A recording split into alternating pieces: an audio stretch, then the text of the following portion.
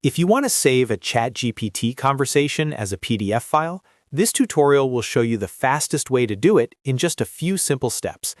This is a super useful trick if you want to keep a copy of an important chat, share it with someone else, or save it for future reference without losing the conversation. And if this guide helps you out, make sure to hit the like button and subscribe for more easy software tutorials just like this one. Alright, let's jump right in. First, go to ChatGPT in your browser and open the conversation you want to save. Make sure you're in the exact chat thread that you want to export, because the print option will only capture what's currently open. Once you've opened the right conversation, click anywhere inside the chat area and select the conversation using your mouse. This helps make sure the browser focuses on the right content before you print it. Now, right-click anywhere on the conversation screen. When the menu appears, click on Print. This will open your browser's print window, which is where you can turn the chat into a PDF file. In the print settings, look for the destination option. Click on it and select Save as PDF.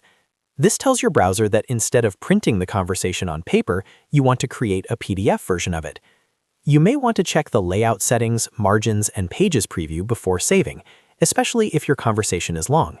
If needed, you can switch between portrait and landscape to make the text easier to read.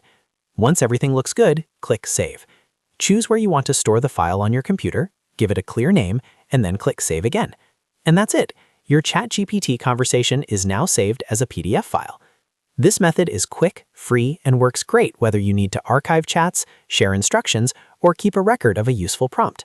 If you found this helpful, please give the video a like, subscribe to the channel, and turn on notifications so you don't miss the next tutorial. Thanks for watching, and I'll see you in the next one.